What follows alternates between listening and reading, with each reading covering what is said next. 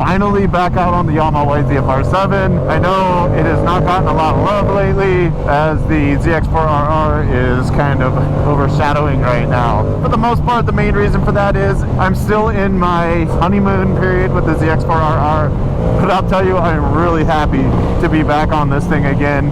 And if you watched the last video, we did the installation, and I'll link that up here for you guys, of the R6 throttle tube on the R7 here, as well as these awesome Domino Grips. And I have to say, so far, I absolutely love these grips. They are amazing. That feel and how they just want to stay kind of tacky. It's almost like maybe like a football glove where it like totally grabs the hell out of the football. Obviously not quite that sticky, but pretty damn close. Definitely has that grip feel there, and I like it. I like it a lot. So if you remember, also with the ZX4RR, we did a quick speed test from 0 to 120. If I can get rid of some of this traffic down here in Mexico, we're gonna see which bike is faster. ZX4RR restricted with the slip-on versus an unrestricted tune for the Yamaha R7 with a full Yoshimura exhaust, DNA filter and cap. Let's do her.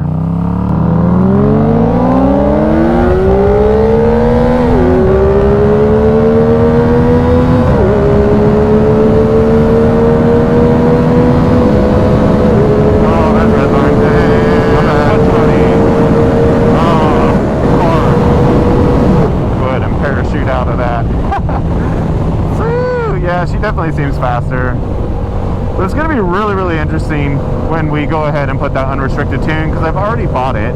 It's en route.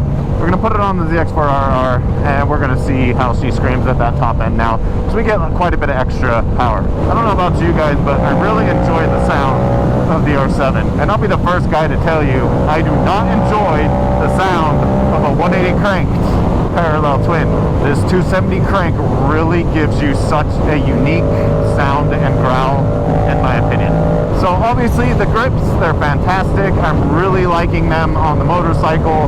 It takes little to no pressure with my hands to, you know, keep these things, you know, it's not even snapping forward on me. I'm just barely touching it. So I think that's really rad, especially when you're talking like long distance rides, when you know, if you got to squeeze a little too tight, or you're constantly moving your fingers around to try and get a hold of that throttle while you're on long distance rides, that definitely gets really old really fast. And I'll tell you, this thing is like, it takes nothing to grip this. It just sticks to my glove. So I like it a lot. So that's that. The next mod that we did in that video was we put the we put the R6 throttle tube on the Yamaha R7 here, which, if you guys have done any research, that is a very common thing to do to many motorcycles. In fact, I did that to my Ninja 400, and that made a, oh, you poor bastard. No! Motor bicicleta down!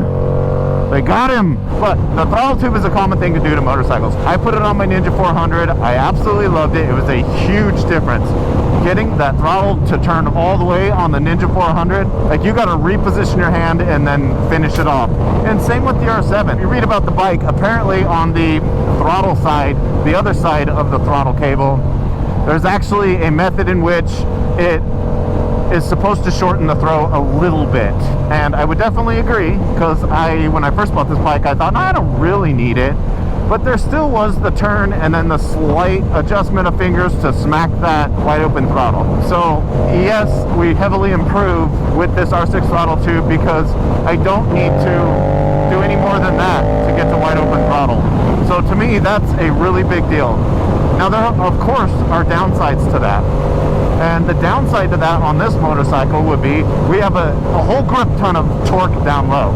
So this is already a wheelie monster. So by making it even easier to use more power with less throttle, makes this a little bit twitchy. So like, just like the slightest movement while you're in first gear, you know, coming out of a parking lot or something like that, it's a little twitchy. It's a little more twitchy than it was. So keep that in mind. If you want to do this mod, you're going to have a little bit more twitchy of a throttle than you would without it. So it's been so long. I'm gonna go play around on some back roads for a little bit. Hopefully I don't find popo like that poor R1 did earlier. But the upgrades, the grip, the throttle tube, I'm all in. I like it. I think you should do it.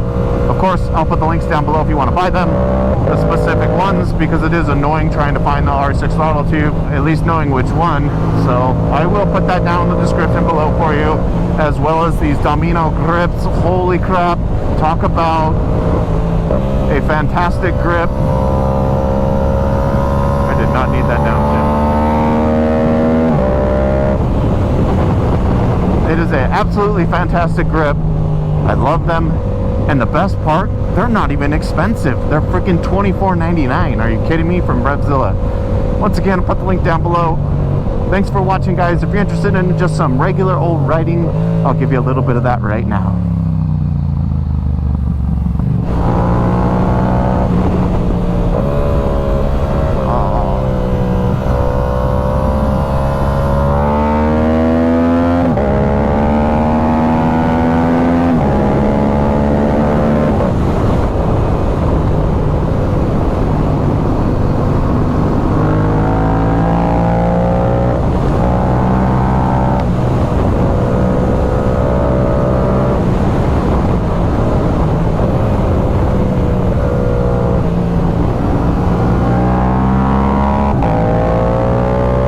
I do not like the engine braking.